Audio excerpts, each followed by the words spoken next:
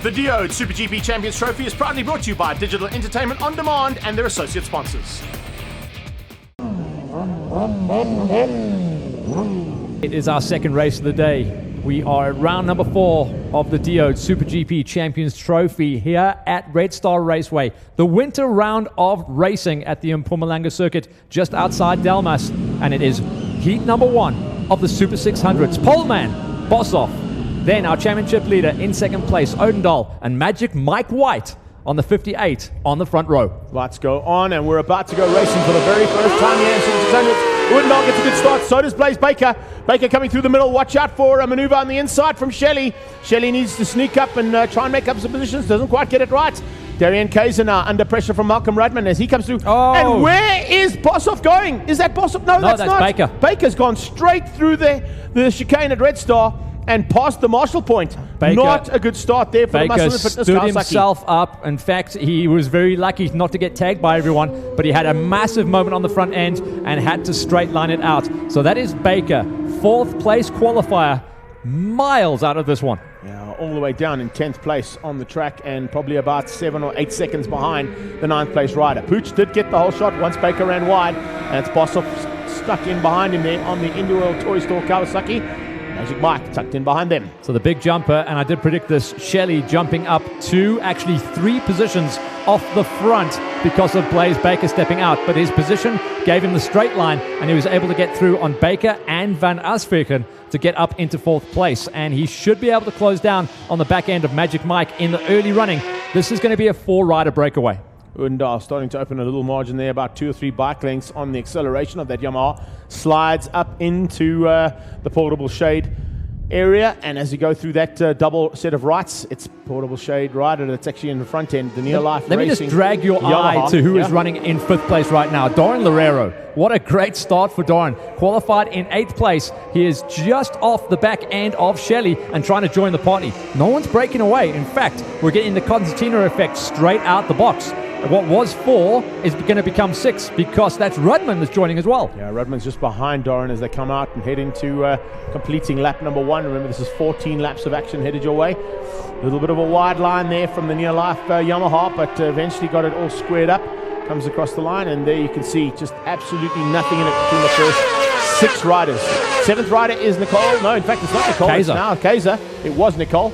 Nicole has dropped down to 8th place now, just behind Darian Kaiser. All right, the race is going to calm down a little bit now. The top 4 will have clean air. No one's going to be trying to make any ugly passes just yet. The race will have to calm down and everyone will regroup. But the top 4 are stretching things out. And you can see that Shelley is eyeing up Magic Mike. In fact, that move for 3rd place is coming. But there was a move just behind there for 5th. And that was Rudman getting through on Loureiro at the bottom of the N4. Nice move there as he snuck through and moved up. It's kind of where we expected Rudman to be. Unfortunately, didn't get a great qualifying session at all. Well, he's doing it well, and he's doing it straight away. So in the first 2 laps, Rudman has come up, I think, by my count, 5 positions. 5 positions is right. Spot Sure. on. Good moving there, and that's the way to do it. I'm glad you were with me on my maths there, Greg. Spot on. As they come through and flick it over, come out of the Diode Dog's Bone section into Discover Digital. This very tight right-hander that brings them onto the Pirelli straight. No one actually understands how tight that turn is. You almost stood still. The camera really not doing it any justice. The top 3, as we saw in qualifying, as the times were starting to settle down now, they are breaking away. Shelley has not been able to hold the pace on the 2nd lap. I just can't quite bridge that gap to the 3rd place man there. Mike White sitting probably in the best seat in the house right now, waiting. You know, well, there's a good possibility that Mike White is holding that 1 or 2 bike length away from Bossoff because he knows how wild Bossoff can get. I know exactly what you mean by that. And if you watch Bossoff, he starts to smoke the tire again, and a couple of places he is just running wide. But you'll notice on the Neo Life, powered by Yamaha, number 1 plate out front, Odendahl has got some very, very different lines out there. Slightly different compared to what we're seeing from the other 2 riders behind him. Coming through to complete lap number 2 now. Impressed with Rudman. Rudman probably throwing down one of the hottest laps of the race so far, as Kaiser just hasn't got that bike developed yet, and he is falling off the pace. Into the clutches of the Teaser's Triumph of Nicole Van Asverken as they head down into Red Star Raceway chicane. And this is what it's all about, is that they go down the N4 now. N4 on a 600 cranked at this level of riding, will get you close to the 230 kilometer an hour mark. Yeah, and very evenly matched. You can see this year it is an even split between the factory Yamahas and the Kawasaki's. You've got to go all the way outside the top 5, in fact all the way down to 8th place to pick up on another manufacturer, and that is the Triumph of Nicole van Osweken. Watch out, Greg. I'm going to draw your eye to Magic Mike. Fastest rider on track right now at the end of lap number 2, a 1:55.9. So the rider running in 3rd place is the fastest rider out there. Often we would expect to see that, but you can see Mike is just biding his time. He's not going to pull the pin. This is a long marathon of a 14-lapper. Now, holding station right now, which is not what Rudman's doing. Rudman is trying to pull the train through. He wants through. To talk about Rudman as well, he's on a 1:56.2, so he is able to run almost half a second faster than Shelley, and that's why he wants to get through. He's getting blocked. Yeah, if he gets ahead of Shelley, maybe he can help Shelley get to that, and that's what Anthony Shelley might realize and offer an opportunity where he opens the door up and says, right, after you, take us to the front. Yeah, he's just running very frustrated. Shelley onto the grass there. Okay, watch for Rudman. I would pull the pin if I was him. If a mistake came like that, I would just shove it up the inside and see what happens. I think he might have done it. I saw those blue leathers. Let's see. Yeah, yep. Confirmation. So he was listening. A little mistake coming out of 4th place rider Shelley. Rudman pounced. It's the right thing to do, and we've got to change up for 4th place. Let's see if Rudman can bridge the gap. Different riding styles of those front 3. Absolutely 3 of different kind of riders completely. Pooch now using all the experience he's had. Tell you what, Rudman's coming quick. Yeah, he is. Look at the lap time. Rudman is on the last one. And that was a lap time when he was trying to make the pass as well. It's a 1:56.2 on a lap where he had to make a pretty ugly stop-dead block pass on Shelley. And Shelley just looks like he's in trouble. A long look over his shoulder, and we have got a Yamaha leading out, and Boshoff wants to take it back. And the top 3, I think, are starting to slow each other down. The rest of the season, Greg, we've been talking about the fact that Odendaal tends to do this. 5, 6, maybe 7 laps, and then something happens. Something gets hung over the pitboard wall, and then he goes. I think it's his check. Brad puts it onto the pitboard and says, there's the money. The bonus check. If you want it, you better haul. The win check. Exactly. I hear what you're saying. But, I mean, I'm looking at the qualifying laps as well, and they're nowhere near it. They're absolutely nowhere near. They're still running in the 56s. The way I'm seeing is that the wind has picked up outside ever so slightly as well, Matt, and that's probably keeping the track conditions pretty cool. We did mention the fact that ambient temperature needs to be there to get the track temperature up, and it's not there.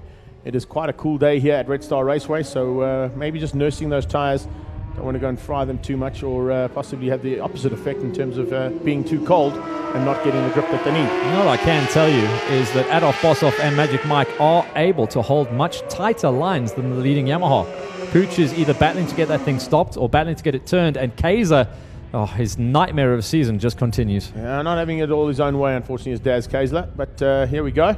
He gets back onto the track and onto the black stuff, and he'll be able to continue, but it is going to drop him probably down into 10th place. Yeah, he was running 8th, trying to stay ahead of Nicole van Oswijk. In fact, he was running 7th. The pass had been put on him on that previous lap. And look who's joined the party, Greg. Man, oh man, fastest man on the circuit, a 1:55.8 out of Rudman. Now, knock, knock, heads up. Peter Maritzburg and Pinetown are in the house. Heading down into what could possibly be a good probability of a podium there if Rudman can keep going the way he is. Cheese and rice. Keep an eye on that, though. All of a sudden, we went back to Ricky Leweer and Blaise Baker, who's making progression through the field nicely, but hasn't quite got past on Ricky Leweer yet. But I was about to say, it looked like a move there from Rudman and White to go up ahead of Boshoff. Boshoff and in fact, now Boshoff hit the front. goes against the front too. So it is time to go. Can you believe we've only completed 4 of these laps? I am absolutely speechless right now because this is going to be a mind-bending second half of this race because it looks like there's a recovery from Shelley as well. 10 laps to go, or 9.5 where we stand right now. Got a move there from Boshoff to take the lead. I wonder if Pooch let him through, give him a chance to maybe just run the pace at the front end.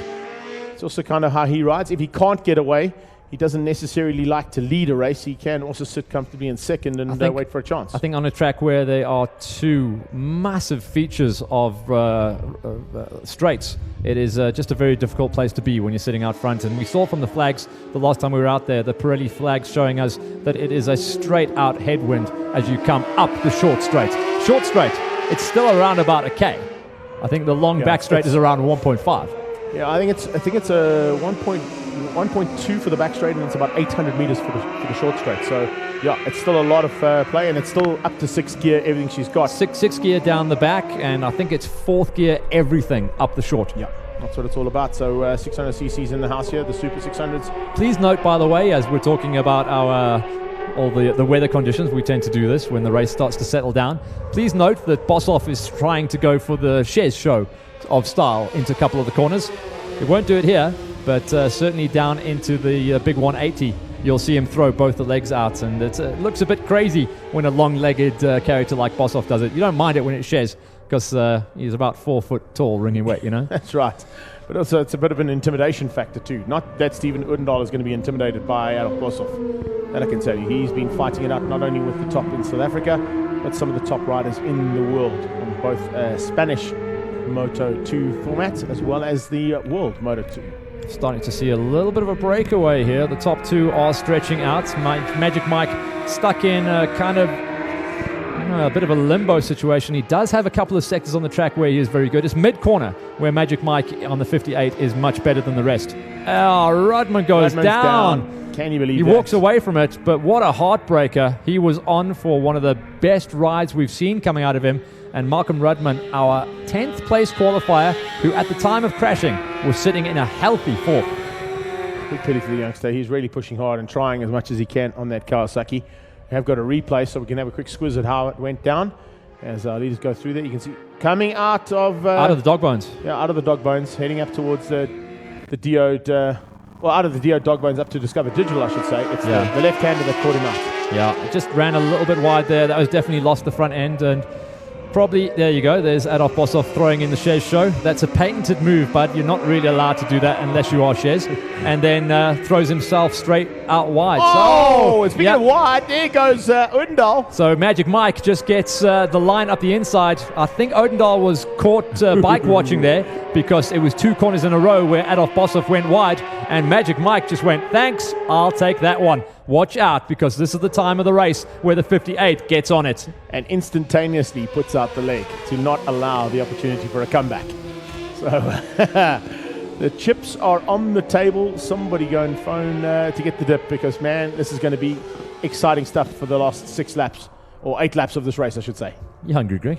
Yeah, a little bit. All right, so race leader 132, Adolf Boshoff. We missed him down at Cape Town, didn't we? We'd have loved to seen him in that mix, because he is definitely one of those riders, one of the younger riders in this field that can definitely take it. And if he'd have been down there with Odendaal, Jonas, and Chez, that would have been a wild one. But right now, he leads things out as the top 3 stretch away. 4th place is the second of the Yamahas, and the first and one and only M-Tech Nashua Racing Yamaha out there. Formerly Jesse Boshoff machine, formerly a Sheridan Marias, and now it's Shelley that gets his chance on the tuning forks. See that line from Boshoff? Climbing the curbs, looks nice. Yeah, just tipping the curbs as he goes out of the dog bone section into Discover Digital, and now onto that Pirelli main straightaway. Not the main straightaway, the second straightaway as they head down and back into our sights. Closest to the complex here, of course. Half foot out again from Boshoff. He's just being intimidating. Also saw an early entry for Magic Mike as well. I think he's very nervous of the fight back for Odendaal.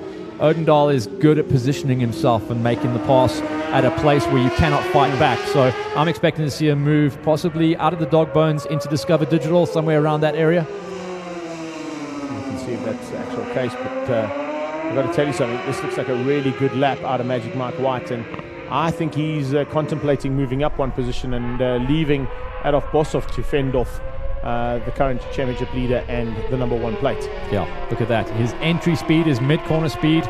Mike is on it, but remember, Boshoff has got such a well-prepped bike underneath him. It's very hard to fight against the bike when it's firing that good underneath a very talented rider. There's a lonely 5th place, but let's please give a big high five to Doran Loureiro. He is running good numbers out there. Certainly is. He's doing a great job out there and running in the 57.8s as his last lap time, but his best is a 57.7, so that's really good from the youngster. Nicole van Arsweken also just behind him. Not quite on the kind of pace that we've seen out of her at this circuit, I can tell you. All right, the pace at the front then has slowed down. We can see that because Shelley has joined the party. He's been locked into his numbers. As I say that, Shelley has thrown the hottest lap that he is capable of, a 1:56 dead. So he has been able to close down the leaders. Not the fastest lap of the race, and that is held by still Rudman, funny enough. Incredibly by Malcolm Rudman, and that's the kind of pace he got to get to these 4. Shelley's now starting to put in some good laps, and as you can see, just within grasp of that 55.8 that came out of Rudman. Second fastest rider on track is Magic Mike at 55.9. So in the front bunch, the man that runs in second right now is capable of the win based on the lap times that he can do. He looks back right into the eyes. I think there's a pass here. Yeah, he looked around the wrong shoulder. He knew that someone was coming. You just sense it as a rider, don't you? You can just hear the bike maybe behind you revving up ever so slightly more, and all of a sudden it just pounces, and that's exactly what Pooch has just done. Odendaal up to second. And that was the drive. It wasn't the flip over between the dog bones and Discover Digital. It was out of Discover Digital. He got much better drive on the Yamaha R6 and was just able to monster the pass through on the straight using the slipstream and getting through on Magic Mike. At the same time though, Shelley joined the party in a big way. So Magic Mike, he was after going for the lead. Now he's going to battle to hang on to a podium. Look at the way that those riders went through there. Mike and Shelley losing out in the corner speed of that Yamaha, but in one section the Yamaha actually bogged down slightly and Magic Mike was able to catch up, so he'll be looking for more of that.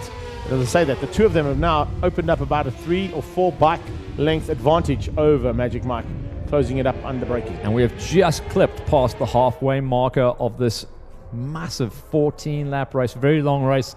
Possibly a little bit too long for the 600s to be out there, and you can see the field is completely splintered. There's only 4 bikes really in it, as almost the entire N4 straight separates the top 4 from 5th place Doran Loureiro. So as they head back down into the Dog's Bone section, it's all about Adolf Boshoff hanging on for now. Ahead of Stephen Odendaal, Magic Mike White, and Anthony Shelley. 4 riders. Every single one of those riders has an opportunity of taking the victory and has the talent to do it in the closing stages. So we'll wait and see. I think a lot of hands being held right now and not quite showing the advantages that they might have underneath the right wrist. It's the Dog's Bone section that actually closes all the riders up. In fact, it's not the best sector of the track for Boshoff. He's not carrying a lot of mid-corner, but he is covering the line. And there's no passes on the Dog Bone. You can only pass on the way out of it. Or heading down here into Portable Shade. That's where the difference in speed between the Kawasaki that Boshoff is on and, of course, the Yamaha that Odendaal is on can be seen. Odendaal just has to roll out at the end, but he can turn it up ever so slightly and maybe just have a slightly better top end than that cracker. I've seen a lot of passes coming down here as well as you head pretty much, looks like you're heading towards the crowd. You do that big turnover, but so many riders have high-sided themselves coming out of that turn when the track runs this way. It's something they need to be aware of, because at this stage of the race, in these conditions, the tires will start to spin. I think the riders we're going to watch out for, and we saw it down at Cape Town, there's a lot of low-end power that comes out of the Yamahas, so watch out for the back end of the Neolife, powered by Yamaha, the number 1 plate that runs in second place of Stephen Odendaal, and the M-Tech Nashua Yamaha that runs in 4th place of Shelley to start laying down big stripes. A little bit further back here, nice little battle continuing between Ricky Lee Weir and the recovery of Darian Kaiser. Kaiser looking to sneak through there on Weir. And looks like it's going to be a bit of a tight battle between the two of them, eh? That's going to be for a top 8. Blaze Baker, we just saw a glance of him coming onto the start-finish straight in a very lonely 7th place. He has got to find another 17 seconds to get up onto Nicole van Asviken to challenge for a top 6. Don't think that's going to be happening in this race, but certainly maybe available and an opportunity for him to do it in the second race. Baker has got some work to do today. See what I mean about lines there? Look at this. All of a sudden, Shelley has climbed up the inside. He knows his way around these corners, and if you want to get technical, he will climb up the curbs to get on through. So Magic Mike, 2 laps ago, was challenging for the lead. Now he is in 4th place and at the back of the freight train. Shelley is the man on the move. And remember last year when we did the rider track reviews, it was actually Anthony Shelley that shot us the way Change of around. lead there. Sorry to jump in there. Massive backing it in. And Pooch climbs up the inside. Big fight back from Boshoff. And he comes straight back at the kid, as does Shelley. And Odendaal just went from 1st to 2nd to 1st to 3rd in 2 corners. That was wild. Shelley now looks up on the inside, looking for an opportunity to get through. This is great stuff from Anthony Shelley. We spoke about it, and so you the one who actually mentioned the fact that we could have a possibility of M-Tech domination here today. He's gone about it the right way, timed it to almost perfection, and I say almost perfection because 6 laps still to go. Yeah, well, 5.5, 5 and 1. Sue me for half a lap. Yes, indeed. I know you will. Bossoff then leads things out. Big twitch coming out of the Kawasaki. Have we just been watching the best game of cards on a bike or what? Because Shelley looks very comfortable, and I can almost see a smile through that aero helmet. I can tell there's a massive smile there because he's involved and he's riding for one of the factory-based teams here. Yamaha certainly loving the fact that they've got good riders on the machinery, and it's paying dividend for them. Okay, Yamaha again up to second. Odendahl's got his place back, so he was good enough to get the toe, good enough to get on the brakes, and we're heading into the section of the track where Bossoff battles. He climbs the curbs and covers the inside line, but he doesn't carry good speed, and that's what puts him in trouble, and that's why he only has the 4th fastest lap on this race. Thanks, Stanley, for the good speed. Oh, Bossoff is in trouble, I can tell you. He is looking for and nearly runs up the back end of Odendahl. That was extremely close between front wheel of Bossoff and the back wheel of Pooch. And he nearly went up the back, and that wouldn't be the first time he's done that to a rider. Okay, M-Tech Nashua are about to lose their minds because heading up the short straight, it is Shelley leading things out, and he is hopefully going to lead across the stripe to end off this lap. That will be the end of lap number 10. M-Tech Nashua Racing Yamaha leads out Neolife Racing Yamaha. That's the first time we've actually got to say that. It's great to see that, eh? What a change-up. Well, we did say it last time down in Cape Town with different names attached to the wheels, of course. Certainly looks like the bikes are well within the opportunity to win races. You know what? It wasn't that long ago where you had to ride a Yamaha R6 to win a national, was it? Probably about 6 years ago. Just ask Dylan White, he'll tell you. Yeah.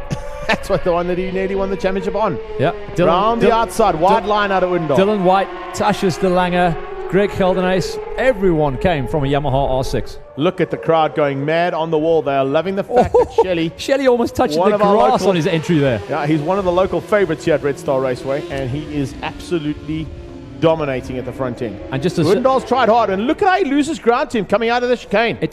I noticed that. That's the way you identify the bog down there. It's coming out in second gear, and at the very low rev range of second, it doesn't have it. And that's something that the previous generation of the Honda CBR 600 used to battle with. If you didn't keep it above 7,000, it had nothing. So as they come into the dog bone section now, this is where the two Yamahas are pretty evenly matched. Look out for the Kawasaki because that's where they make up ground. And we haven't really mentioned Michael White, but he is still involved in this battle and he is still looking to pounce. I wonder if he's got something special planned for the next 2.5 laps or so. It seems to be, for me, that the roundabout top end of second, top end of third, that's around about halfway down the straights, is where the Yamahas have it over the Kawasaki's. The Kawasaki's are having to carry much more mid-corner speed, but out of... There you go. Bossoff makes a big mistake there. That's a chance for Magic Mike to make a move. But as they start getting into this third gear click, that's where the Yamaha's top end speed really comes on song. And I'm looking at the fact that both out of the chicane at Red Star, coming out of Discover Digital, Anthony Shelley has an advantage. He carries bigger. Oh, what a move! Sneaking through there was Bossoff. Caught us napping there ever so slightly. Bossoff he just banged it in there. Yeah, I'll tell you what, inside. If it was anyone other than Odendahl, they'd have gone down. He was very aware and had to really pull his elbows in to not get plowed out there. So there's a big change up here as we are in our last few laps of the race. And this is building, and the tension is building. Shelley needs to get out of there because if he's in a situation and leaves any kind of gap, Bossoff will bang him out. Have a look at the corner speed that Shelley's able to carry and the ability to get away from the corner better than anybody else. Both better than the Kawasaki as well as the Yamaha. Watch as they come through Red Star now. They flick it over onto the left-hand side. As they come out there, just watch the gap that Shelley carries coming out of that. It's almost a bike length. Not as good that time. Had a bit of a bounce on there. And I think on the previous one, he was definitely much better. You are right. You are dead right. And this is where Pooch also, as he clicks it up into fourth gear, he's got a chance to come up on the inside, and he will cover the line. Outbrakes himself at the bottom of the hill there. And that's Magic Mike through as well. So for the first time in this race, Odendahl makes a massive mistake at the bottom of the N4 highway and drops down into fourth. Change. and forcing him wide as well. Can you believe that? Oh! And there goes Magic. That was impressive. Magic Mike just bangs up the inside as well as he sees his Kawasaki counterpart go and take the lead. Shelley tried to come back and close the door, but Magic Mike was having none of it, and the two Kawasaki's have now put the Yamahas behind them. Michael White, that is a signature Michael White move. Being there, letting someone else open the door and walking in with the golden ticket. Thank you very much. We have Bossoff leading out over Magic Mike, and the top two Kawasaki's are trying to break away. Yeah, it's awesome riding there from the two youngsters. They really just waited for the opportunity. Shelley and Odendaal haven't answered just yet, but they haven't lost ground. As I say that, they go through the big right-hander at Portable Shade, and now they've got to close everything back again. Magic Mike just caught Anthony Shelley napping ever so slightly there, and I don't think Shelley was expecting Michael White to be that close. He knew he got a bit of a fright as Bossoff came up the inside. He didn't quite expect that, but he's now got to go and do it all again and make up the 2-3 bike lengths that the two cars have pulled. This is the biggest gap. You said there wasn't a gap. There is now. This is the biggest gap we have seen in the top four bunch thus far in this race. When they come across the stripe, there will be 2 laps to go. Incredible stuff as they go across there. In fact, it's onto the final lap now. Final lap. So we're getting our counts wrong.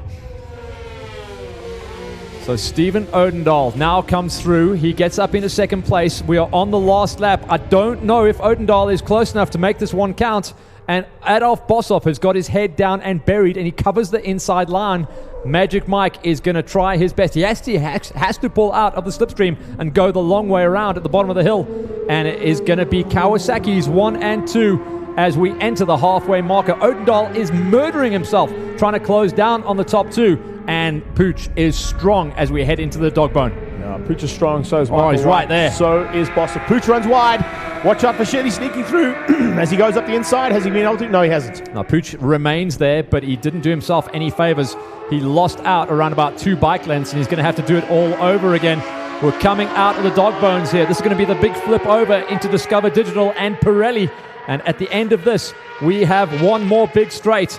And this is where Odendaal is good there at the end of the corner. That was where White was doing the big numbers there. He didn't get a good drive, and this may be a move on for second place for Odendaal. He carried too much corner speed going in there and had to back out on Bossoff, which didn't allow him to get the drive onto the Pirelli straight. Through Portable Shade now. Michael White has 4 corners to try and catch Adolf Bossoff. Bossoff is looking to take the victory. He was on pole. He's looking for the perfect day. Can he do it? He has to hang on for 3 more. It's a big right-hander, the massive 180 here at Pirelli. He's got to get the job done. Bossoff is good enough there. White is a little bit better, but I think this is all done apart from the screaming. Adolf Bossoff, the pole man, heads into the final turn, and here we go. The pole man and the man who was missing in action at the previous round down at Cape Town arrives with a bang. He will see the flag. Magic Mike gets second, so he's climbing the ladder. And championship points leader Odendaal can only muster a 3rd. And you can see thumbs up there for Anthony Shelley from the pit crew as well. They're happy with that performance down at MTech Racing. So what a recovery. And the battle continues. It's not over yet, because in the background is still Nicole van Arsvierken fighting with Darren Larrea. And Darren Larrea is just going to lose out to our young lady from Teaser's Triumph across the line there. Van Arsvierken makes it up into the top 5. Darren Larrea with a 6th place finish in Super 600s. Incredible. Great job. It could have been a little bit higher, though, and I think this is the first time that he has done that many laps in a race. And this is the thing, you know, the national competitors as part of the gas series, the Diode SuperGP Champions Trophy, they are out there longer than anyone else on the tour. So it is going to be very hard to fight against that kind of fitness.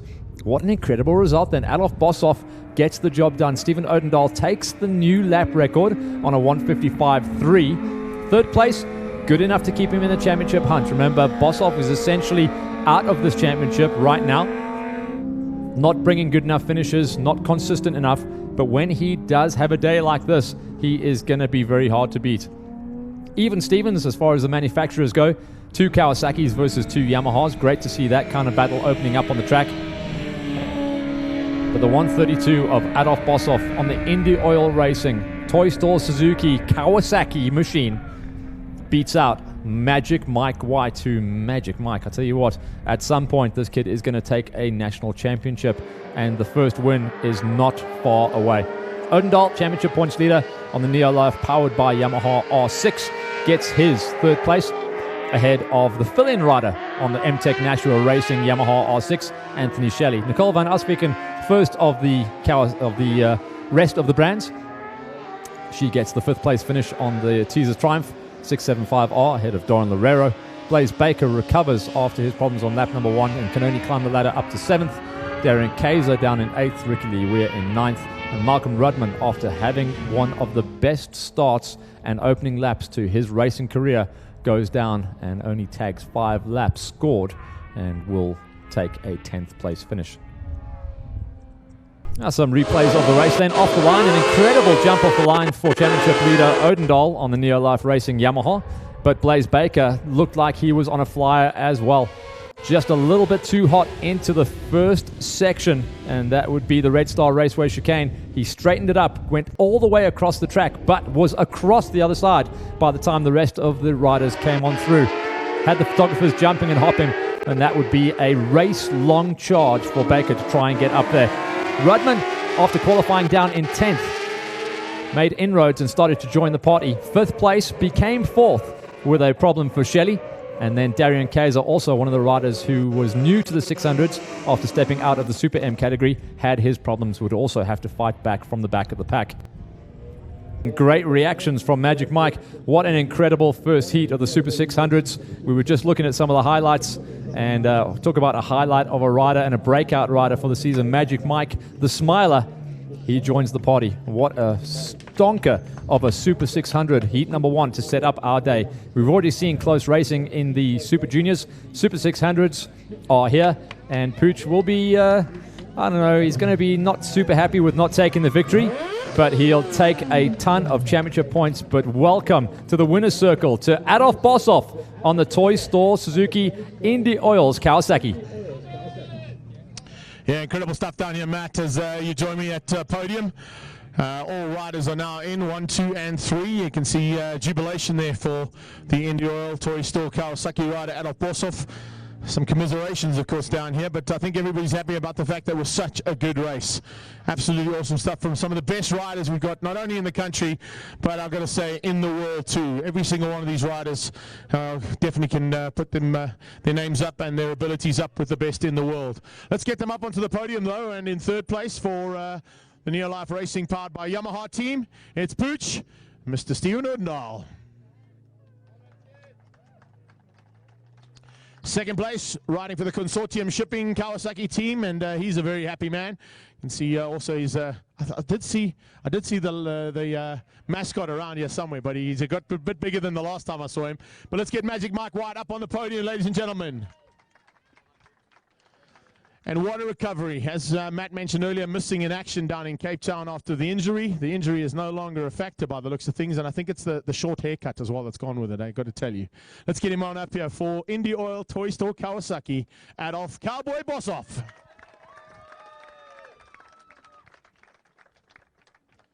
Third place going to be handed out by Mr. Stephen Watson from Gas Sports. Quinton de Villiers from NGL Logistics will be handing out to 2nd place Magic Mike. And Mark from Pirelli will be handing to the top of the podium, Adolf Bossoff. Come on, ladies and gents, let's make some noise for your first Super 600 podium for the day. Let's get them down here and get some reactions from these riders, because they have one of the best races we've seen in a long, long time. We're going to go to Pooch first in 3rd place. Stevie, it was looking good this morning, but that bike is not only looking fantastic. I don't know who did the spray job and stuff, but they've done an amazing job to make it look that pretty. And on Facebook yesterday, you and your teammate, both with number 1 plates side by side. I know it's consolidation time, and it's not quite where you wanted to finish, but you have got another race, and it's still a long way in the championship. Yeah, you know, I'm not happy with the result, but, you know, I'll take a 3rd. The guys ahead of me rode really well, and you know, just lacking a bit of rear traction, but unfortunately we finish in 3rd, and luckily we have another race, so we're gonna have to see what happens in that one. And turn the wick up a little bit for the 2nd one. Well, definitely. Just want to say thanks to all my sponsors, Neolife, everyone who's helped me, Yamaha, and I just want to be so grateful for being here and just, you know, to push on to the next race. We're grateful to have you as part of this championship, buddy. You're doing a great job. Keep it up. Let's get 2nd place here, Magic Mike. And oh, you're not bringing the mascot with you, huh? Oh, he's somewhere around there. I did see him. He's probably looking after somebody. It's really cool. Dude, what a race out there. It was chopping and changing between the Kawasaki's and the Yamahas. Shelley seems to have got to grips very quickly with that M-Tech Yamaha of his. But, of course, the consortium shipping Kawasaki is going well. Yeah, you know, we're extremely happy. We knew it'd be good, yeah. We struggled a bit on top end, so we had to ride extra hard in the corners. But all around, it was a great race. Couldn't do any better. Well done to Dolph, he rode hard. I must say he's riding very, very well. And congrats to everyone. I would just like to thank Consortium Shipping, Race Tech Exhaust, Motor Uno Racing, Rapid Bike, Ridgeway, everyone that's helped me, please. Thank you. And some more help would be very helpful. Good job. Let's wait for race number 2 now. Adolf, come on up here, big guy. This is an incredible story because a couple of weeks ago it didn't look like you were going to make this round, and all of a sudden the injuries are healed up. It's all good to go. Indy Oil backing you now and getting some assistance from them as well as from Toy Store as always. But that's the way to go out and do it in the return of Adolf the Cowboy Boshoff. Yeah, for sure. Without the sponsors, I wouldn't be here. And I would just like to thank Uncle Steve, Indy Oil, RSA Racing from Uncle Yami. Everyone, just a big shout out. Without you guys, I couldn't do this. And this win would go out to my friend Leon Buerta. He's going through a tough time at this stage. I love you, bro. And yeah, let's hope there's more good racing the second heat. And some more victories too, hopefully. Yeah, for sure.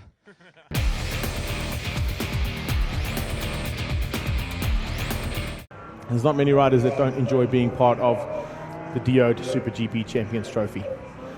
600 riders about to make their way out onto the circuit. In fact, we can hear them in the background on track and heading up to take up their grid positions for race number 2 now of our Super 600s. An incredible race 1 saw Adolf Boshoff eventually get through and beat not only the other Kawasaki rider, Michael White, but the 2 very strong Yamahas of Steven Odendaal and Anthony Shelley. Nicole van Arsveken eventually finished up in 5th place on the Teaser's Triumph, and she'll be happy with that, beating Doran Lareo, who of course is now looking for an opportunity of even getting up into the hunt for the top 3. And I think that's exactly what he could do if he just finds that little bit of extra pace. He's a good starter. I think it's actually coming down to fitness with him. You know, he hasn't been doing these national championship races too long, and certainly not the new format that we've run the last 2 years, where we actually make them extremely long races. 12 laps is a very long time for these kids to be out there, and if you haven't put the time in, you know about it by around about lap 6 or 7. So, to be honest, you know, they become a bit of a war, and certainly in the 600s, they actually arrive. The race actually begins around about lap number 6. Yeah, it begins off the line, and the first couple of laps are frantic. Laps 3 and 4, they calm down a little bit, and then laps kind of like 10 through 14 is where it just goes off the hook completely. So there's race 1 winner, Adolf Boshoff, back from injury, and yeah, they've injected something special in that kid. Look at him, the Marine, he's back. Yeah, it looks kind of John Cena-esque with that very, very short haircut. But I can tell you something, the nice thing about it is it hasn't done the Samson effect. He has not lost his strength in terms of his ability on a motorcycle. It was never that long. I think it's going to be a bounce back for Steven Odendaal. He's not going to take this one lying down. He doesn't like to get beaten out. You know, he got bested in qualifying. He got bested in race number 1. And Pooch is definitely going to walk away with a win. He's not going to take this one lying down. So everyone's in trouble now because this kid's pinned wide open. You know, he likes to hashtag himself as full gas. So hashtag full gas this race, because that's exactly what Pooch is going to be looking to do, to go and do some damage and recover from a lowly 3rd place. Still a podium, and as I said to the Super Junior guys at this stage of the season, it's what you need. You need podiums, you need consistency and consolidation. We spoke to Blaze Baker. He says a happy-go-lucky kid. Well, you won't see a more happy-go-lucky kid than this. Magic Mike, the 58. He's got the biggest grin. He doesn't look, he is professional all the way down in his riding style and his approach, but he's just a happy soul. He's just grinning, and you know he's giggling in his helmet when he's racing as well. He probably is having the most fun on his motorcycle. There's no doubt about it. This young lady is also having some fun out there. No doubt about it. The Teaser's Triumph rider and Nicole van Arsveken, very focused. And she has taken a podium and was the first 600 podium for a lady rider at the Super GP Super 600 level, and I'm sure she'd like some more. Looks like Solange helping her out there as part of the pit crew. Great to see some support from her friends and family too, because most of that support for that bike comes from Triumph South Africa, from Teasers, and from Gem Auto. So watch out for Blaze Baker. Remember, incredible rock and roll start out of the 51 rider in race number 1, but it all broke loose in the S's heading into race number 1, what we're calling for today the Red Star Raceway chicane. But he is in such a tough position. Right on the outside or inside, whichever way you want to look at it, Blaze Baker has no option other than to outgate the rest of the field and try and run through the inside. But of course, as he does it, everyone else is trying to move over on him. So he is in a very, very tricky position, is the 51. And unfortunately, that qualifier hurting him. Magic Mike, he's going to want to run and hide. But remember, there is no real breakaway in the 600s. There's no one out there. We think sometimes on certain tracks, Odendahl can break away, and he showed that he could at the beginning of the season. But since rounds 2 and 3, he has been closed down, matched, and sometimes bested. And certainly at Red Star Raceway, it seems like a bit of an even playing field. We'll talk about Shelley as well. Shelley is going to be dynamite. He's done a lot of learning on the MTech Nashua Racing Yamaha R6 in heat number 1. Remember, he only got onto the bike this weekend, so race number 2, we're going to see a little bit of a better style. He'll have changed a few things. He's a very good rider to develop a machine, same as Sherry Marias. Very good at finding ways of making the bike go better. Odendahl has been on that bike, that exact bike now for 3 rounds, so he knows it intimately, and he's got a good setting. The rest of the riders are still trying to find their settings on the other Yamahas. Magic Mike, he's got a good setup on his bike, as does Blaze Baker. And it seems that the top-end power of the Yamaha is where it is slightly better than the rest. But the entry speed and mid-corner speed of the Kawasaki's is where they are running. And that's why they went on to win in heat number 1, because this is such a mid-corner track. Darren Larea, another man to watch out for who could possibly sneak into the battle for the front end. Another man to keep an eye on, which we didn't really get to see because he had an incident and ran off in race number 1, was Darian Kaiser on the Uncle Andy's Kawasaki. So keep an eye on that. He's also being supported by Four Ways Motorcycles on that bike, so good to see Rion Free giving some support to a national Super 600 rider. Because they do a lot of work around this circuit, particularly the Four Ways Flyers will be in action next week as we head back to Red Star Raceway here for the Suzuki 8-hour. The Bell Helmets 8-hour, part of the Suzuki Endurance Series. And we've been speaking about other motorcycles available for possibly next season. We're kind of tainted with the fact that there might be a Suzuki or 2 this year. They went with the Endurance Series initially, but I think when they've seen the success of the Super GP, we may be seeing a couple of those Suzuki branded bikes back in the mix here for 2016. That's what we want. We want everyone back in, and I certainly know there is, or there are, should I say, a few Honda 600s kicking around. Honda, you know, they have taken national championships. You know, Clinton Seller took his Super Sport national championship a few seasons ago on the Brad Anastas PS Racing Honda. And we know that they are sorely missed. Unfortunately, they're just not able to run the same power packages as the Yamahas and Kawasaki's. Lights on and lights off and down towards turn 1. Looks like a good start there from Boshoff, but a magic start from Odendahl. Exactly what you thought might happen, Matt. Man, did he catch them all napping? He is gone. Shelley is second, and Magic Mike is going to force Adolf Boshoff into 4th. You know, Mike, such a fun little kid, but you know, he won't back down. In fact, I wouldn't say that any of these top 5 riders will back down. The good news is here as well that Blaze Baker is in the mix. And look how strong that bike is. The 51 is trying to climb up underneath Magic Mike at the bottom there. And that was very close. The camera angle doesn't actually show it. Blaze Baker had around about 2 centimeters to play with. But he is part of the freight train. And like we said, it won't be a 4-rider split this time as Boshoff climbs underneath Jelly and opens the door. We will not have a 4-rider breakaway. This is going to be all 6 of them trucking along. Great to see this. This is what we've been expecting. It's what we kind of touted from the word go to in the opening link. Say, here is the action expected in Super 600s. 5 riders right now, possibly 6 coming to join on the back end. And even possibly 7, as I said. Darren Larea and Van Arswegen could even get up and be part of this little freight train at the front. I think if they're not there now, they're not going to arrive, unfortunately. They're both good starters, and you need to be right with these guys at the get-go because this pace will be much faster than the second group. These guys will run around about half a second straight away faster, and that will become a second by the end of the lap.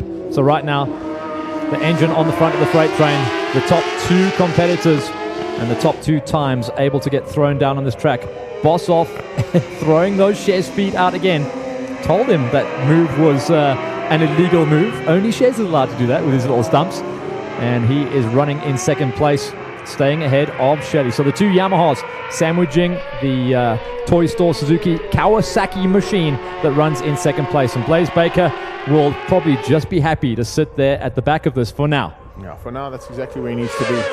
Keep an eye just in the background, as you can see Angela Van Arsveken just putting the pitboard out there for Nicole as they came through, just giving Nicole a heads up as to what her lap times would have been from the start.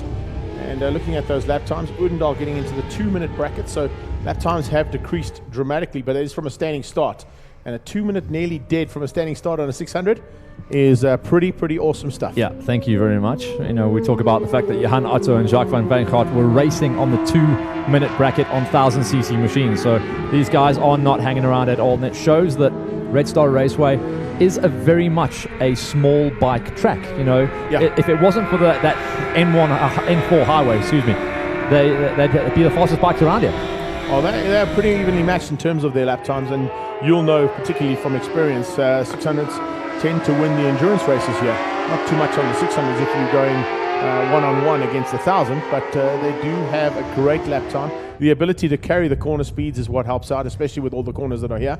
And speaking of corners, I had a good look at both the 600 and 1000cc tires after race number 1. Very well worn, hardly any grip lost.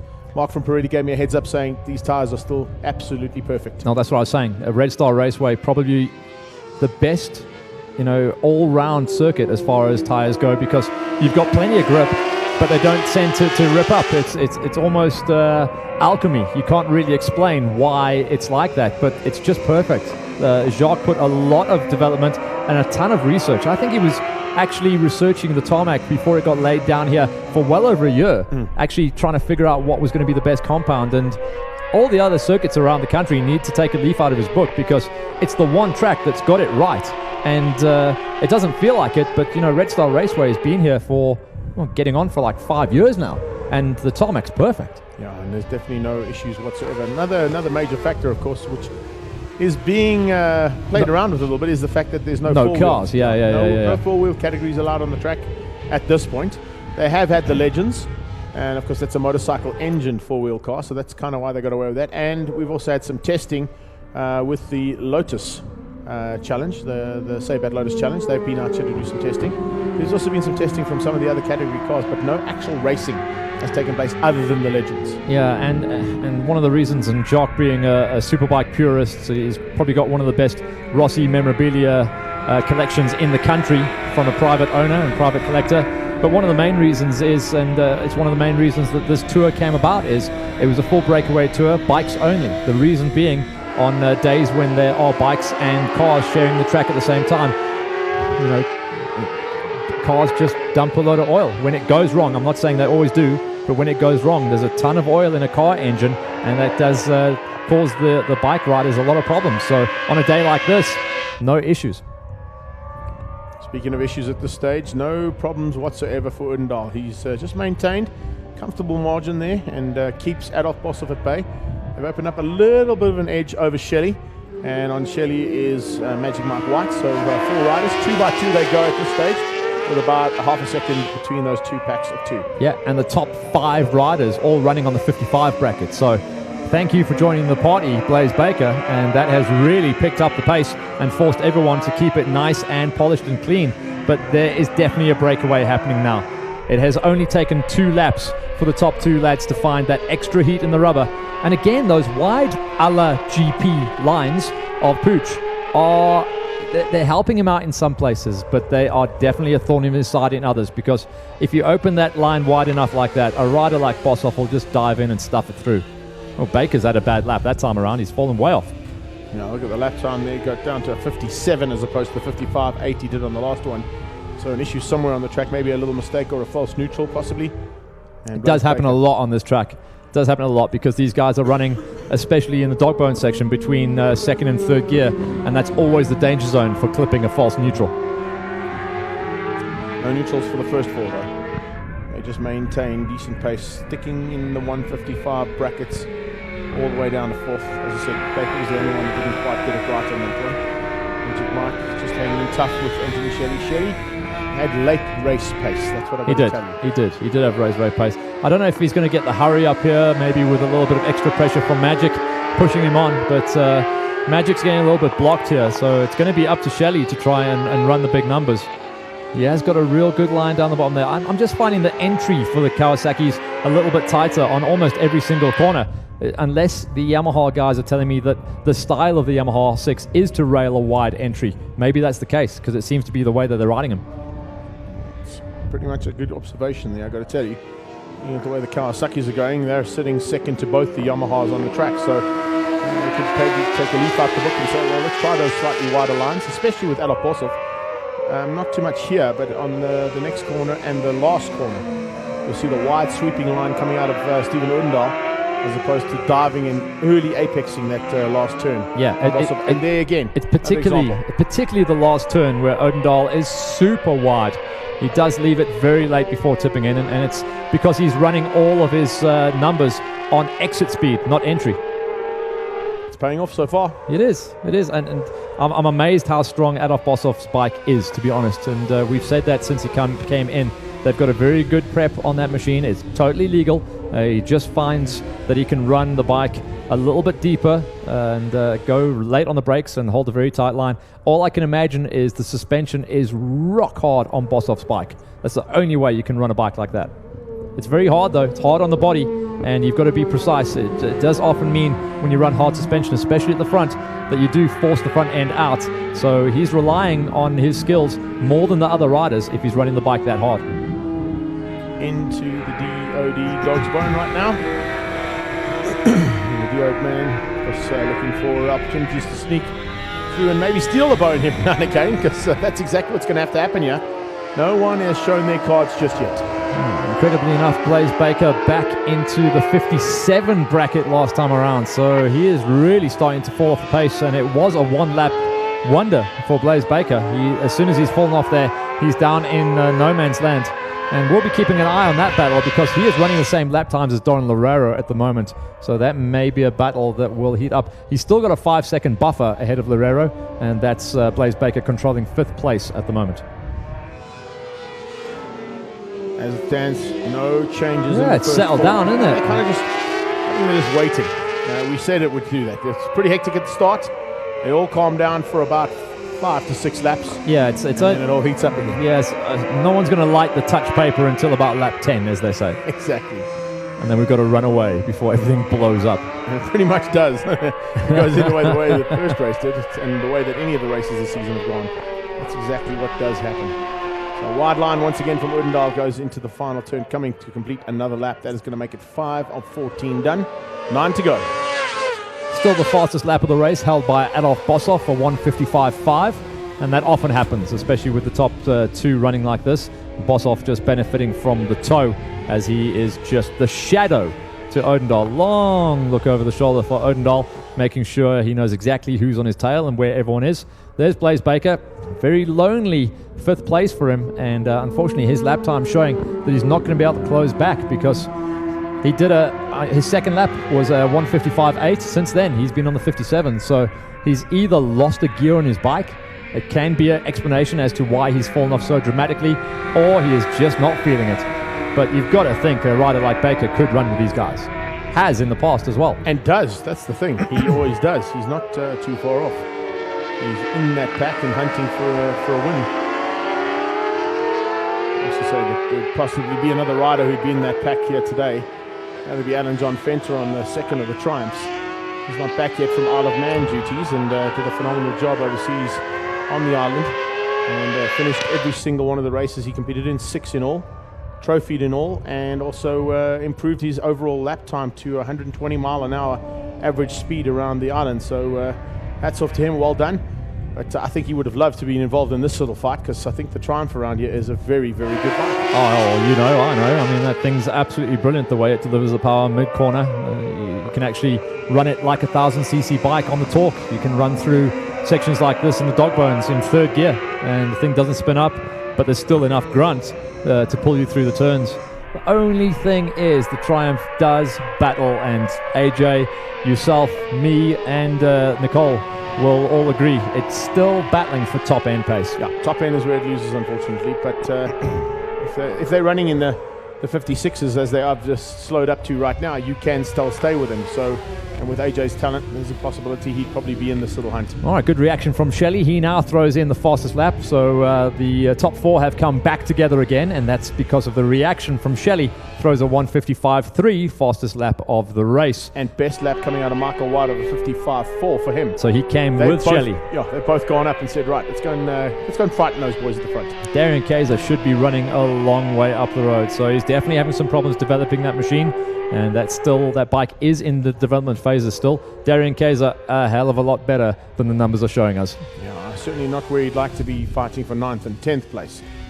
Maybe some work to be done on that bike. I'm sure that Uncle Andy's, and of course he's also been helped out there by Four Ways Motorcycles and by the guys from Odin. So they all do some work on that bike. And as he heads down, looking for an opportunity to get past on Ricky Lee Weir. Ricky Lee Weir also having life, and there you can see the gap between them. Oh yeah, they're a tandem the whole way through. But like I said, Darian Kaiser, we've seen him run in the 55s around this track. So remember, different rules. His old machine, or a redeveloped version of that bike in the Super M's, it was a highly developed 600, and now he's running a very much stock bike, and it's very hard to find the settings on a stock bike to make it run. I hope the photographers are out there right now, because man, this is what we want. This is going to make an incredible picture. This is what we call the Brat Pack, and this is why. In the dying light too. In the dying light, it's beautiful. You are getting very arty on me today. You really are. It's building to a crescendo. Crescendo. Crescendo. I get to roll that one out. Crescendoism. There's no nerfing today, though. That's what's cool. I'm happy about that. Well, we're not at the end of this yet. I can't believe I'm saying this, but we're only at the halfway marker of this race. Can you believe that? 7 of 14 done, 7 to go as we cross the line. It's Udendal from Boshoff and Shetty now looking to get to that late race pace we spoke about earlier on, and that's exactly what he's doing. Yeah, it was the last lap, in fact a lap and a half ago, where Shelley pulled the pin and joined the party, but now it's going to be just cat and mouse, and everyone, you can see there's no real benefit. No one's got the better bike here, and they're evenly matched. It's the same quartet that were in the mix last time around, and it's only going to really kick off from lap 10. That's when you said they need to bring the touch paper, right? Yep. like the blue touch paper. That's what it's all about. Right, wide sweeping lines. Do you guys know about that over here? Yes, we do. Bonfire night and all that. Flicking it over into the second part of the dog bone, and from there they head across to the Discover Digital. Ooh, there was a lot. You see, in the dog's bone there, as you flip over, Odendal's wide, just wide enough that a front tire could fit underneath him, and that's what Boshoff is so good at. If that gap is left any wider, Boshoff will go in, and you know what? When you make a pass that hard and that tight, there's a chance of riders going down, and this is what it's coming down to. It's going to be an ugly, ugly, ugly pass. Oh, he's trying around the outside now. That is going to open up the door. Here comes Shelley. Shelley will be looking to... what a move! There you go. I didn't expect that. I saw the wide line coming, and Shelley just goes along for the ride.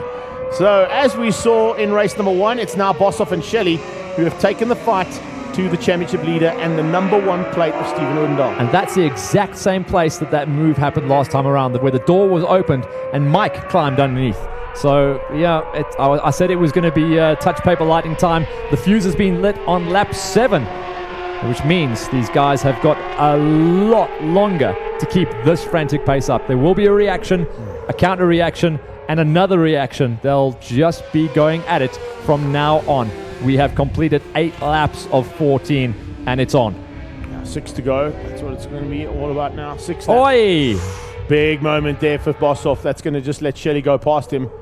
He'll probably be able to match Shelley's pace and come back at him. There's just not enough space to maybe do the second slipstream effect, but there is enough for the second Yamaha to come through. Take that out of Boshoff. Here comes the Neo Life Racing, powered by Yamaha R6 of Udendal. And when Udendal made that pass, he really scared Boshoff down there. Almost call him Jesse Boshoff there. Adolf Boshoff down there at the bottom there, because you're stuck on the outside. And if the rider so wishes on the inside where Udendal was, you could take you all the way out to the dirty stuff, and you've got no other option but to stand it up. So if you really want to do an ugly pass on someone, just get underneath them and stand them up. I don't mean take them out. I mean take them all the way to the dirty side of the track. And you and I both know at the bottom end of the N4 there, that's where you can do it. If you take a rider all the way wide, there are marbles and absolutely no grip. Look out for the return of the favor here. He was in the slipstream, just lost a little bit of ground though to the Yamaha's acceleration. But Adolf Boshoff is not giving up. And here we go. Watch for the outside line. Big, wide, sweeping line. And watch for the cutback going into the next part of the NGL logistics. I was actually amazed that he was able to make that line work. Here it comes. To rail that outside, no, he's not going to do it this time. Looks like Pooch is wise to it. But 2 corners ago, when he was setting up that outside sweeper, I cannot believe he ran that outside line and was still able to lay down the power. And get up the inside and make it pass. Well, that's what I mean. Lay down the power so that he could put himself in that position. You'd expect the back end to start spinning, but he's done a real solid job.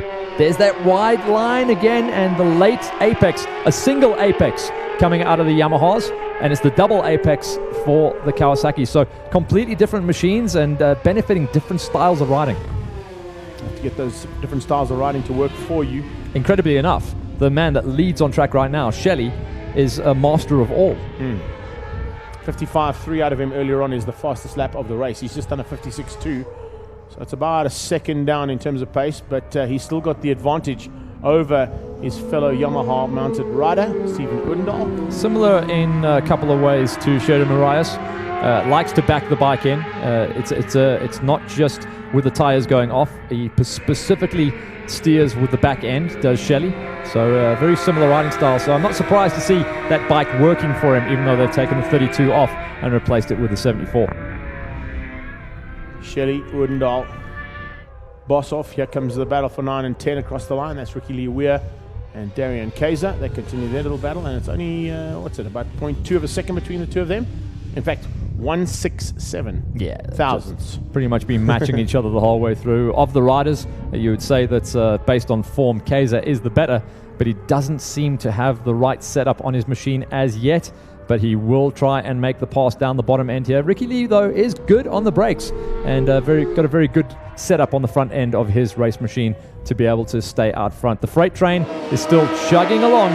Shelley, Udendal, the 2 Yamahas leading out the Kawasaki's of Boshoff and White. And White has not played a card as yet today, Greg. Not in this race. No. He's been very quiet, to be honest. A little too quiet for my liking. Exactly. We almost forget that he's there.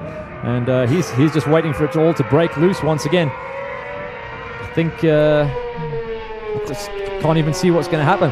I think Adolf seems to be the man making all the moves at the moment, but he may have forced his tires a little bit too much. You can see the bike is starting to wag around. So from 700ths of a second, it goes to 1/10. A little bit closer there for Stephen Udendal.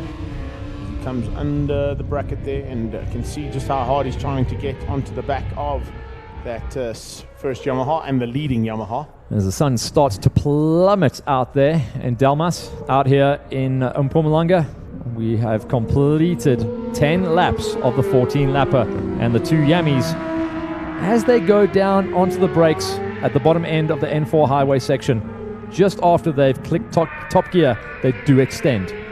And extend enough, that's so. It's definitely a Yamaha top-end situation on both ends, 600 and 1000s. But then, of course, as you get into the dog bone and back into the twisties, heading towards Discover Digital, that's where the Kawasaki's come back. Kawasaki close it back up again. The Kawasaki's on the brakes. And in years gone by, it was always the Yamahas on the brakes that were the most stable. I think there's been a real big changing of the guard these last 5 seasons, chopping and changing between the bike of preference, between the Yamaha, the Honda, and the Kawasaki. The roost has been ruled the last couple of seasons, you've got to admit it, about the last 3 seasons by the Kawasaki's. That said, the MV Augustas did take the championship the other year with Cam Peterson running the triple. And that was a wonderful bike. Absolutely stunning bike. Incredibly expensive to run, though, if you speak to the team owner, Brad Anassis. Even with the help of KN, the MV Augusta, extremely hard to keep running and at the highest end of racing development. Very expensive machine. So through the second last turn, back up to the last one now. 2 Yamahas and 2 Kawasaki's. Hardly anything in it between these 4 riders. I'm just waiting for that touch paper, but you said by lap 10 and 14, we're going into 11 done and 3 to go. I'm looking for the double bounce here because the first one was on lap 7, and we have yet to see the repeat. I really hope something happens here because I think they're riding at their limit. You know, they're nowhere near the limits. I think the tires are gone, though, to be honest. I think that's why we're not getting as good a racing. The Yamahas maybe have maintained their tires, and I have noticed with Bossoff in particular that he is starting to spin up the rear, and that tells me that the tires are gone. And when the tires go on the Kawasaki's, they just start fading off. Watch Bossoff, the man that's running in 3rd place, mid-corner. He's starting to bob and bounce around, and the Yamahas are just planted. He did manage to get the fastest lap on that last run, though, 55.9. as opposed to 56s out of everybody else. So it's only a 1/10 or 2/10 difference there between those 4 riders, but the fastest of them sits in 3rd place, and there you can see that's what's enabled Hey, there you go. Oh, big movement there. I was going to say, enabled him to close the gap, and then he makes a mistake. He's been doing that a few times, and we definitely put the mockers on him there. Look at the recovery, though. He's done very, very well. But yeah, just trying to get on the gas too early. That is the biggest gap straight away. Magic Mike looks over his shoulder, 3rd place. And this might be the touch paper, Greg. This is a reaction from the Yamahas. When they come across the line, both of the teams, Neo Life powered by Yamaha, and the number 1 plate of Odendahl that runs in 2nd place, and the 74 MTech Nashville Racing Yamaha of Shelley will now get shown on the boards that they need to pull the pin. It's going to be 2 to go. I want to see that pit bull. Some guy's going to be standing there with a hand grenade. Pull it! Yeah. That's exactly what we need to see. It's go, go, go time. Come on, tell me, what color was that there? Sepia. Yes, it is. Lovely. Hey? How's that feeling like? It's incredible. It's a great angle that they've got for that final corner shot now. Bossoff's tires are done. I'm telling you right now, those tires are done. The 132, the man that runs in 4th place at the moment, he's asking too much of those tires, and they're spinning up on the edge grip. 2 to go. Can Shelley hang on there and maybe Mike's make it coming. a double victory here for the MTech team? Remember, they've seen 2 podium finishes already. Can they get another one? Oh, there it is. Up and Adam and out the saddle for Adolf Bossoff. He's been running too tight a line there the whole time through anyway. Change up for the lead. Yeah, I see that down the bottom of the hill. Return to the favour. Oh, go on, Shelley. Climbs up the inside there, so the big cutback not working out, and now we're on, Greg. Yeah, this is at the touch pack. And this is when Magic Mike, is always in the right place at the right time. Climbed, had to think about it. Did, eh? Climbed underneath there, and that late apex of Odendahl's it's a chink in his armor. You can't be doing that, not at this level. It opens up opportunities for riders behind him to sneak through. So as they come out of the dog bone, head down to Discover Digital, it's Anthony Shelley who has to hang on for a lap and a half. But there's massive pressure being put onto him by his fellow Yamaha mounted rider and by the 2 Kawasaki's, because Bossoff, even though he's about 3 bike lengths back, not quite out of it just yet. No, not gone at all. Oh, change up again. Pooch around the outside, and can he keep that line? Yes, he can. He can. Oh, it's tight. It was slow going in there, though. It was definitely a slow entry, and Magic's right there. Odendahl wide again. Oh, Magic not quite close enough to make it count, and Shelley may just live on to... Oh, yeah, he is going to... Oh, everyone's Shelley sitting up in the middle of that apex. Yeah, he backed it in and then had to reposition himself to get himself into a blocking line. And watch out. Here comes Magic Mike. This is when it all has to happen. 4 riders, and we are about to see 1 lap to go. Shelley is holding his heart in his mouth. Going to start the final lap. Anthony Shelley leads out from Odendahl, Magic Mike White, and Adolf Bossoff. This is it. This is for the money. Heading down towards go, Red Star. go. Remember, heat number 1, Bossoff over White, Odendahl, and Shelley. That's not how it looks right now. No, it's completely different. Shelley was not on the podium. He's on the top of the podium right now, and he's going to give it everything he can to make it another podium and another top of the podium for the MTech Nashua Yamaha racing team. However, the Neo Life powered by Yamaha team are also looking for the top Bossoff step. moves up for 3rd, so Bossoff gets the toe on his Kawasaki stablemate. Magic Mike gets sent to the back of the class, and Bossoff is coming through. Look at the 2 Yamahas side by side. On the inside, it's Pooch. Pooch is going to run wide. Here comes Shelley back at him. Cut back. Shelley on the inside. What a great move there from Anthony Shelley. He knew that Pooch wasn't going to make that turn. Beautiful cutback. Shelley was aware of it, just gave himself enough time and position on the road to be able to get back and still remain in the lead coming out of the dog bones before they flip over into Discover Digital. It's going to be a real hard blast and a good ask of Shelley to try and keep the power down going out of Pirelli and the short straight. The Yamahas are glued together, and you've got to think that Odendaal is in the better position as they get onto the anchors. Well, he's going to have to go late on the brakes. He goes late and runs Shelley wide. Wow, can you believe that? He backed Shelley wide out of that turn, and Boshoff sneaks up and pounces and goes to second. Anthony Shelley from first to third in one corner due to the little bit of backing maneuver that happened there with Odendaal. Yeah, Shelley got sent. He was left on the outside and hung out to dry. Shelley's going to climb up the inside though. Oh no, Boshoff is good enough to remain out there.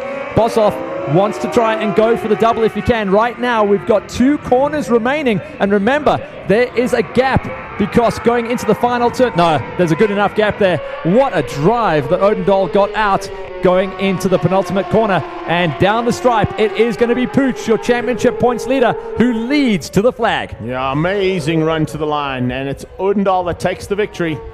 Oh, that was top quality stuff on that last lap. Boshoff comes through for second. Anthony Shelley will finish up in third place, beating Michael White to the line. Blaze Baker down in 5th place.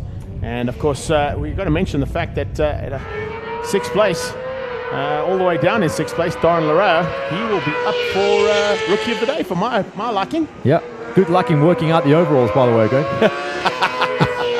Yeah, that's going to be honestly, I'm in meltdown here. All right, so Rudman on the 82, unable to match his wonder pace coming out of race number 1. In fact, Rudman's hottest lap, a 1:57. So just could not find the settings on that bike to make it happen. You can see Rudman will be going back down to KZN. Not happy with his performance on his machine. The big dice at the back of the pack. Kaiser saving the best till last, going for the big outbreaking maneuver on Ricky Lee Weir, and this will be the battle to the line for 9th place to round out our top 10 finishers. So Ricky Lee Weir doing all the hard work on the 34 machine the entire race, literally being shadowed by Dazzler Kaiser, and to the line it's going to be the Dazzler that takes a couple of points up the road. 9th place for him, ahead of Ricky Lee Weir, rounding out a top 10. We got everyone across the line this time around in heat number 2 of the Super 600s at round number 4 of the Diode Super GP Champions Trophy here at Red Star. Got a couple of Red Star highlights coming up for you from race number 2 of the Super 600s. Off the line, an incredible pull from Pooch. The pocket rocket really firing absolutely perfectly. Magic Mike, good run. Shelley once again from the second row climbs on up there, and so aggressive off the line and into turn number 1 was Adolf Boshoff, but Magic Mike had it in hand. Shelley, though, was coming out in 2nd place. As the race went on, Rudman could not find the setup on his bike once again, running wide in the early stages and just not feeling the confidence on the front end. Same story with Dazzler Kaiser, and the 89 Uncle Andy machine would have to come all the way back. Blaze Baker was there in the early stages, making it a 5-rider split. And by the halfway marker, it was the usual contenders of the top 4 of Boshoff, White, Odendaal, and Shelley. They seemed to be waiting for something to happen, and it all started to unfold at lap number 7, where Boshoff made a huge mistake going into the dog bones, the DEOD dog bones, and that had him at the back of the pack. Then there was a reaction from Shelley, putting in the hottest lap of the race to finally hit the front, and he and Odendaal would go at it. Odendaal trying to do the big outbraking with a couple of laps remaining at the bottom of the hill at the end of the big N4 straight. But Shelley was good enough to position himself correctly. Big outbraking maneuvers once again, and it looked like the tires were crying no more as everyone was drifting wide and all over the place. At this stage, the quiet man in the bunch was Magic Mike, as he was in 3rd place, waiting for it all to break loose. Going on to the last lap, it was still Shelley leading out over Odendaal and White, and then Boshoff had a bit of a recovery, got himself up there. Odendaal again went for the big block pass and outbraked himself, allowing Shelley to get back into the mix. Then up the short straight on the last lap, Odendaal forcing Shelley wide, opening up the door for Boshoff to get the moves up into 2nd place, and that's how it would remain across the line. So the champ was back, and I told you that Odendaal would take another win in heat number 2 to walk away from the event. He didn't want to walk away empty-handed. 3rd place was not good enough for him. in the first heat. He wanted to take a win to show everyone why he has the #1 plate. We go down to Greg Maloney. He's going to catch up with all the reaction from the riders. And once again, the Super 600s putting on a show and showing why they are the Brat Pack. All the way down here, Matt, some great celebrations happening in the teams. Just waiting for Doran Larrea to come and join us as well. He's going to be joining us in the podium because he's getting Rookie of the Day. He's on his way. That's a pretty big effort from his side of things too, which is really great to see. Shows that international experience is certainly paying off for a lot of our young riders. So let's get them all up there. First and foremost, onto the podium. He'll be joining the third step of the podium, or one of the Pirelli ladies, whichever you want, Doz. We just need to get you a Pirelli cap. I'm not sure if there's one still available there. Sure we can grab one from somebody. There you go. Oh, there you go. Mark will give you his own personal cap. There you go. There's Doran right there by you. Up you come, big guy. Come and join one of the Pirelli ladies, our Rookie of the Day, ladies and gents, for his 6th place. And a great battle out there with Nicole van Arswegen. Well done, bud. 3rd place. And amazing that he climbed on this bike when only about a day ago, I think, eh? Got to grips with it pretty rapidly, but that's the kind of rider he is. Let's get him up. Anthony Shelley for the MTech Nashua Yamaha team. It was a change up for the top and 2nd step, and unfortunately, the 2nd step this time is the India Oil and Toy Store Kawasaki Adolf Cowboy Bossoff. Up you go, on to 2nd place.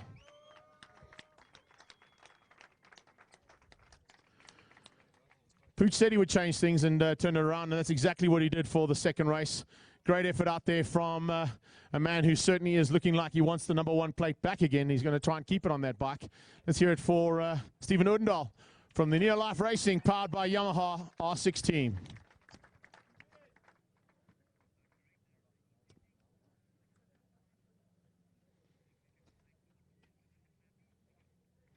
All right, ladies and gents, let's have a big round of applause there for our podium for Super 600s. Handing out the Rookie of the Day. Looks like it's going to be Mr. Tim Cook, yes, from Gas. That goes to Doran Larrea. 3rd place. Also going to come from Mr. Tim Cook. Yeah, double duties there. 3rd place goes to Anthony Shelley. The top man from NGL Logistics going to be handing out to 2nd place there. Awesome job. Well done once again, Mr. Bossoff. Keep that up. Happy about taking 2 trophies home today. And nice to see the boss man coming out. Thanks, Adrian, from MSA to Stephen Odendahl at the top of the podium.